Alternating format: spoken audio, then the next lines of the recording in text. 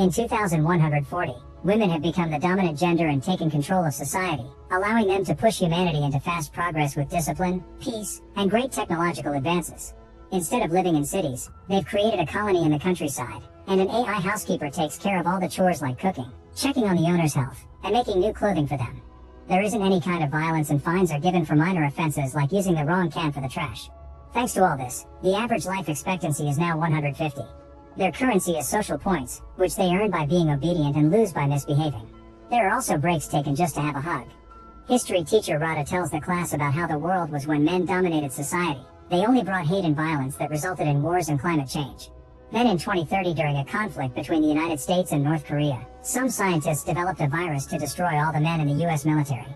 However, the virus quickly spread to the rest of the world and ended up killing 99% of the male population. That's when women took over and reversed all the damage done by men, making Earth a better place to live in.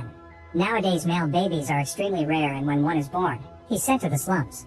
The male population is seen as apes for having little intelligence, being dirty, and only being interested in intercourse and violence. They also only live around 30 years. Mila is curious about the slums, and Rada takes the girls on a class trip. The slums happen to be old cities, which have very primitive technology and access to only the basic necessities. In these slums lives Jera, a guy who is desperate to do the naughty with a woman. There's also Baron, the leader of the slums. He wants to start an uprising against the women and often gives speeches to get the other guys to support him. Today's speech gets interrupted by the arrival of Rada and her class, and the men get angry when they realize they're being treated like a zoo. One of them pulls down his pants as a prank, but a girl misunderstands it as a greeting and responds by lifting her skirt. The men are starting to get excited, so Rada sends the girls back to the bus, only to notice Mila is missing. Rada rushes to find Mila and finds her staring at a duck because she never saw an animal before, since they're forbidden in the colony. Jera suddenly startles them by killing the animal, and when their screams get the attention of a guy, Jera immediately hides them. Once the man is gone, Jera kisses Rada, who panics and blows her emergency whistle. The noise makes Jera's head hurt, but it also gives away their location, and soon the men find them. They're taken to see Baron, who decides to organize a slapping competition, and the winner gets to do it with the women. Wanting to protect them, Jera enters the competition and gets nervous when his opponent turns out to be a giant. Jera's slap is weak and does nothing to the man, who immediately reacts with his own slap. Luckily he's slow, and Jera quickly dodges him, causing Baron to get knocked out instead. While everyone is distracted, Rada and Mila run back to their bus, which has a force field that keeps the guys away from reaching them. While the girls escape on the bus, Jera runs away too because Baron's men want to punish him. Sometime later, a bus stops by the slums to get some batteries, and after it takes off, Jera reveals to be hiding in the battery barrels. He meets the bus owner Yuli, who works as a seed keeper, meaning he's one of the few privileged men allowed to impregnate women. The bus is on autopilot and can't stop, so Yuli agrees to let Jera out when they make it to the colony. While they chat, Yuli drinks a lot of Jera's moonshine and gets so drunk that he ends up jumping out of the bus into the forest. Still determined to escape from Baron's men, Jera puts on Yuli's spare uniform and pretends to be a new seed keeper. Moments later, Jera makes it to the colony 2 Hills, where an invisible barrier opens up to let him in. A woman gives him a tour of the place, and Jera is surprised to see how many girls are excited to have him around. That night on live TV, Jera bites the holy apple and takes an oath to reproduce healthy and smart babies. He wants to start working immediately, so he's taken to the reproduction chamber and meets a woman he isn't attracted to at all. His disappointment increases when suddenly a pipe is connected to his groin and starts milking him. To keep himself distracted, he thinks about Rada, while Rada also thinks of him too while using a toy.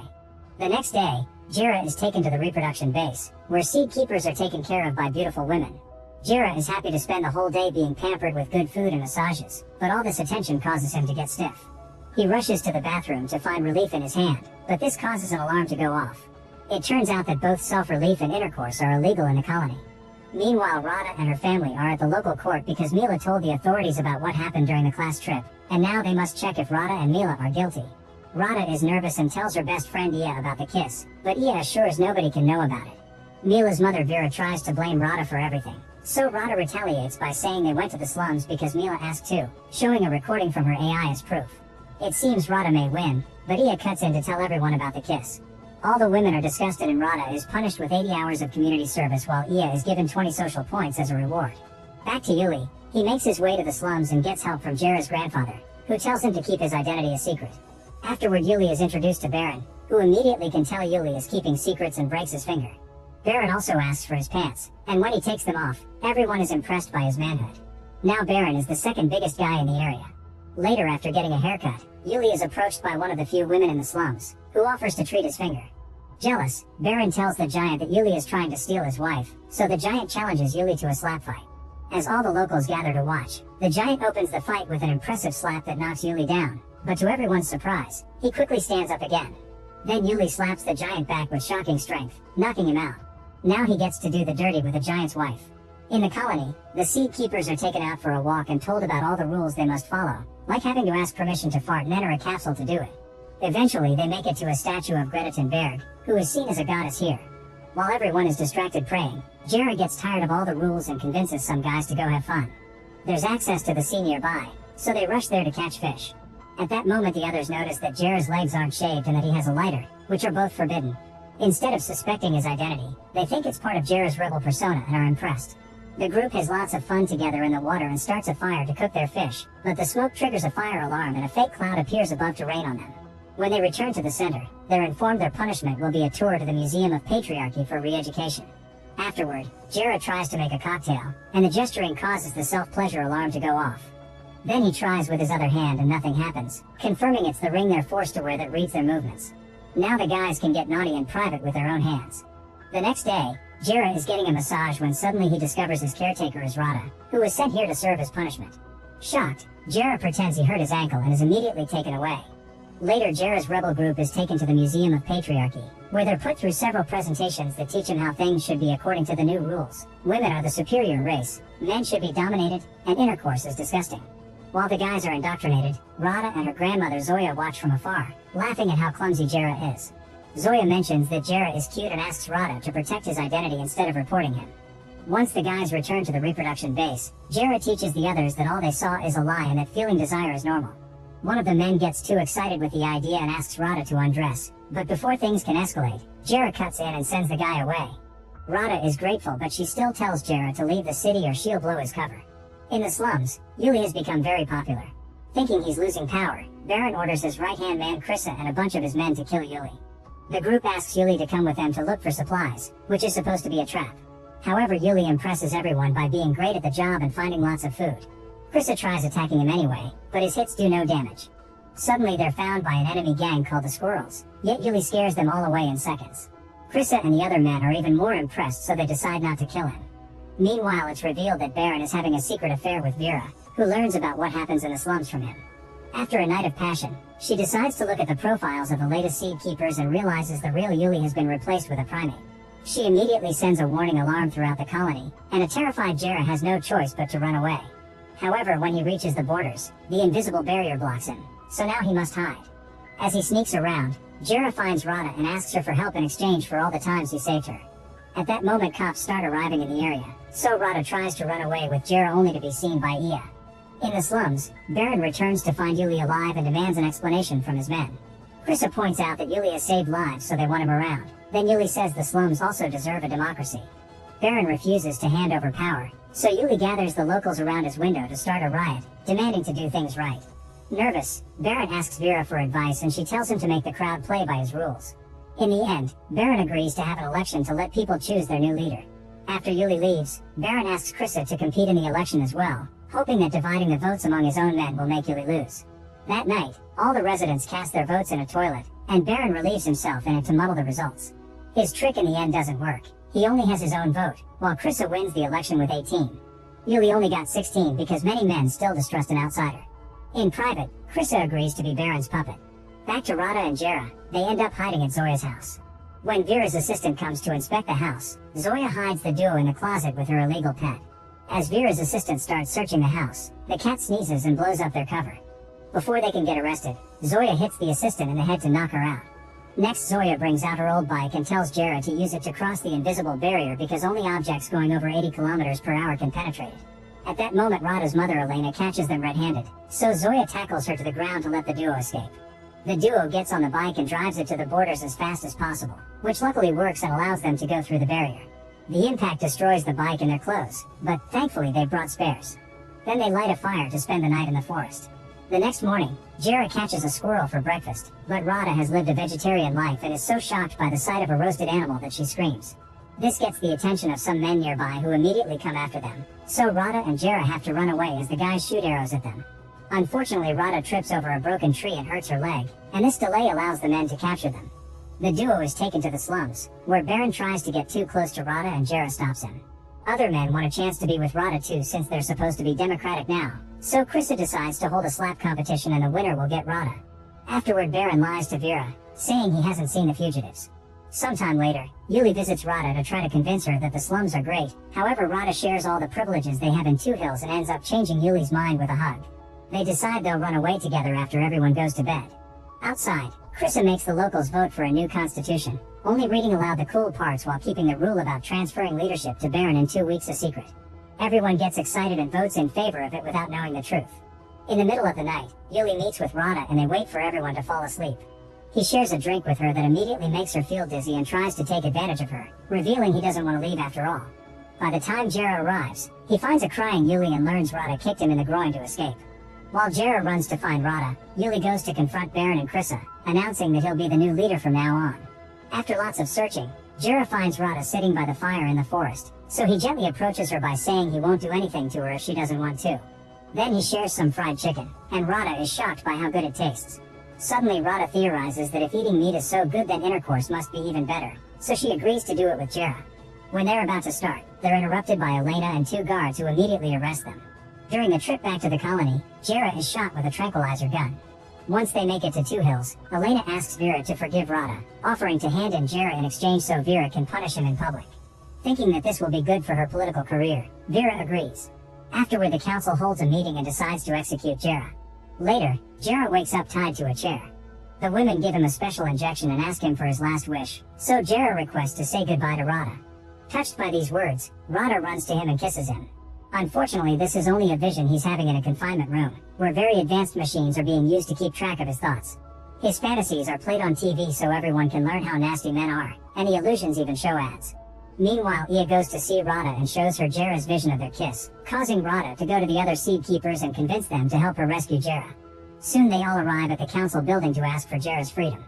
At the same time, Jera is getting his second injection and sees a vision of a glowing wheel that decides his fate will be becoming a plastic bag so he's free to fly. Seeing this, the other seed keepers call out the women's cruelty and threaten to boycott the production of seed until Jera is released. Vera comes out and tries to prove that Jera is a primate who doesn't belong in civilization, but nobody believes her because his thoughts are gentle, like the vision he's now having of Rada and himself in the ending of Titanic. Not wanting to lose the seed production, Vera offers to free Jera but only if someone takes responsibility for him and his future actions, and Rada volunteers to do so, taking an oath on an apple. Elena does the same thing to protect her daughter. Afterward, Rada goes to the execution chamber and finally brings Jera out to then take him to a guest house.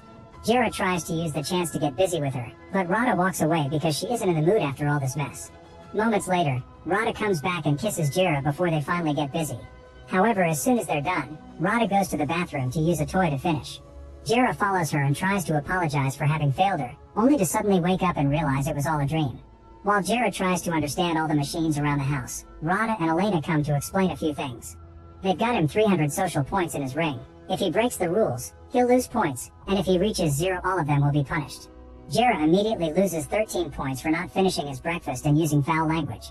Rada and Jera leave together for the day and walk around the colony, where Jera keeps being discriminated against for being a primate. They end up joining a volleyball game, but Jera's competitive spirit isn't normal around here and causes the girls to fight each other. Meanwhile, Elena decides to run for colony leader in the upcoming election and starts by buying the seed keepers' votes. She brings them lots of gifts and promises to make intercourse legal if she wins, showing them her chest to prove it.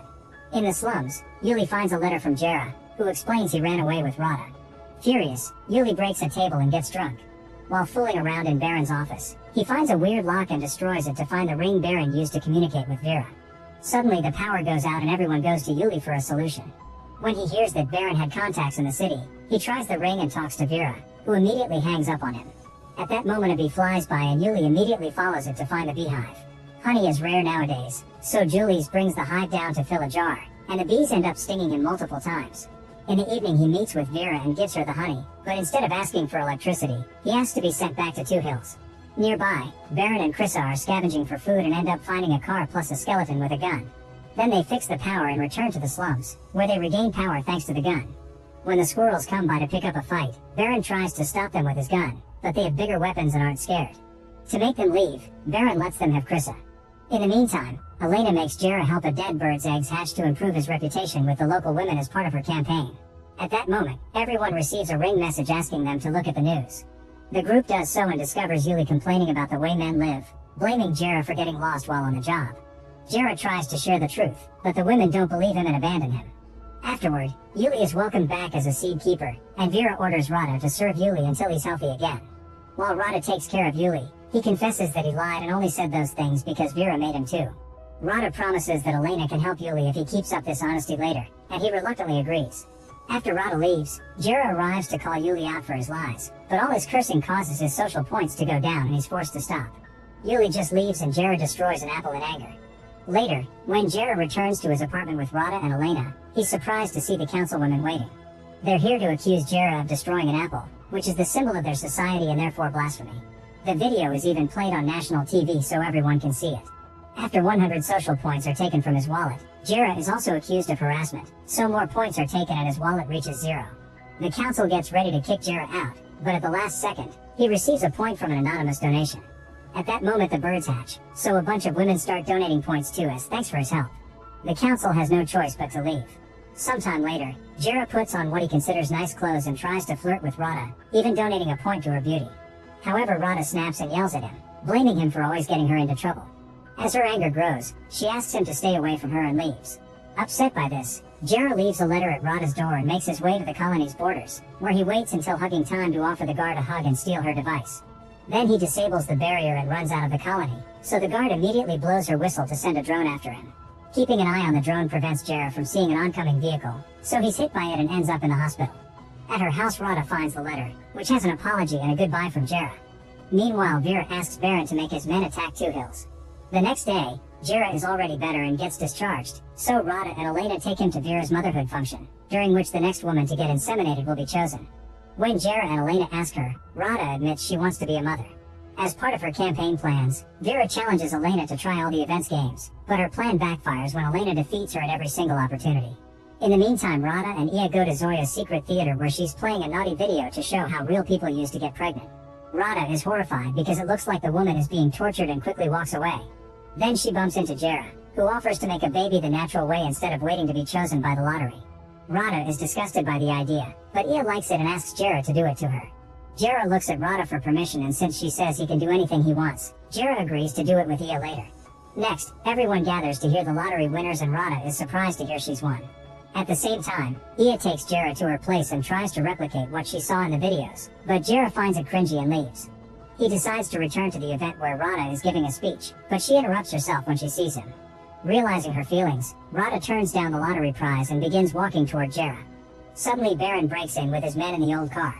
They immediately kidnap Rada and begin destroying the whole place while looking for more women to mate with, causing chaos and all the women to run away. Once he has Elena and Rada, Baron looks for his payment, only to find an empty box. He calls Vera for an explanation, but Vera says he knows too much and must go. At that moment, Vera's guards surround the gang and point their guns at them, so one of the guys makes a milk bottle explode to distract them. As the gang and Rada run away, Baron keeps Elena hostage at gunpoint and uses her as a shield to escape as well.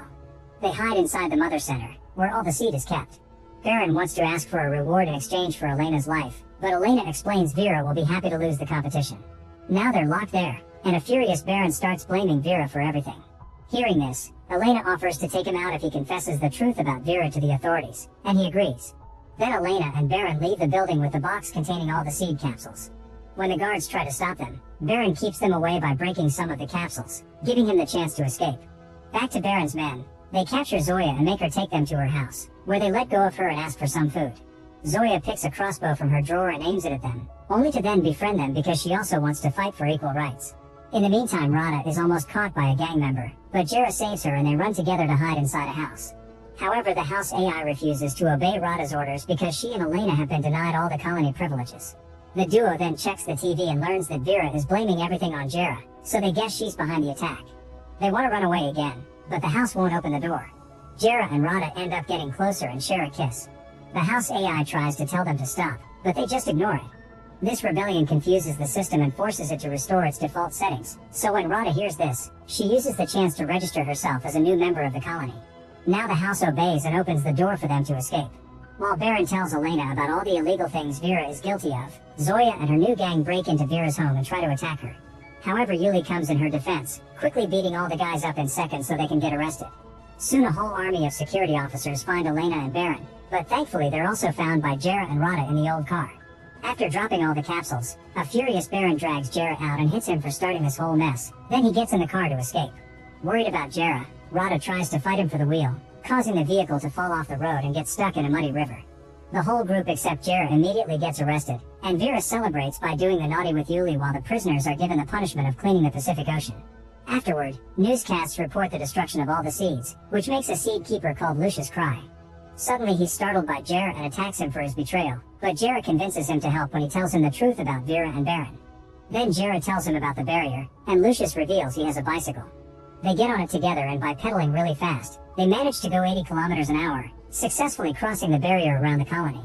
The next day, Jera and Lucius meet with Jera's grandfather and start making a plan.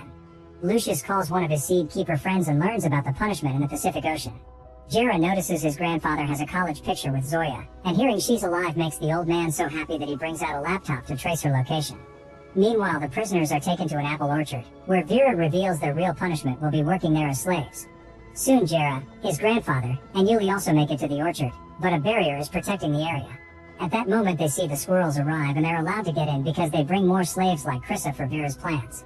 Krissa lies to Baron, saying he's glad to be there because it's better than the slums. He also says that using the trash cans may be a good idea to escape and Baron believes him so he hides in the trash. When the squirrels leave, they stop in the middle of the road when they find Jera pretending to be a drunk hobo. They immediately capture him and take him to Katya, who adopts Jera as one of his naughty dogs. Later Katya takes all his dogs with her to visit Vera at the orchard, and the dogs are tied up outside while the women share dinner. Jera sees Rada and gives her Lucius ring so she can record the crimes happening here. In the evening while Vera and Katya have a party with the dogs, Rada sneaks into their tent and tries to record everything. However, the party is interrupted when Yuli recognizes Jera because of his tattoo. Vera pushes him away in disgust and the movement moves away the curtains, revealing Rada as well.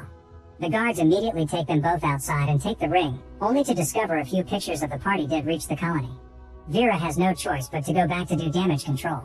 In the colony, Ia shows the leaked pictures of Vera and Claudia to other women, only to be interrupted by Vera saying the pictures are fake. Both Vera and Ia start biting on an apple to swear they're telling the truth, so a Supreme Mother decides to make an investigation before making any decisions. Now Vera has to rush to her office to destroy all the party stuff she keeps hidden, but the Supreme Mother still wants to investigate the area around the colony. With no other choice, Vera orders for the orchid to be burned down. Meanwhile, Chris's lie accidentally becomes true and Baron manages to escape when an employee takes away the trash cans to be emptied. He jumps out of the can and runs through the forest, where he meets with Jera's grandfather and Julius. At the orchard, Zoya notices Yuli is interested in Rada and convinces her to flirt with him. Yuli falls for it and takes Rada to his tent, where he informs her that Vera has ordered to burn down the orchard. At that moment he's knocked out by Jera, who at the same time is found by the squirrels. The gang gets ready to punish Jera and Rada but is interrupted by the arrival of the trash truck, from which the Baron emerges with a weapon. He shoots down a squirrel and the others back away in fear, giving the prisoners the chance to free themselves. Suddenly Vera presses a button, and the whole orchid goes down in a quick explosion. Sometime later, Vera is elected the new leader of the colony. During the ceremony, her celebration is interrupted by some advertisement, making her realize that she's been arrested and connected to the thought machine. The Supreme Mother never trusted her and captured her as soon as she entered Vera's office. The button was never pressed, the prisoners have escaped safely, Elena is elected new leader, and Jera and Rada finally have their first time together. Make sure to subscribe and turn on notifications so you can watch more videos like this. Thanks for watching.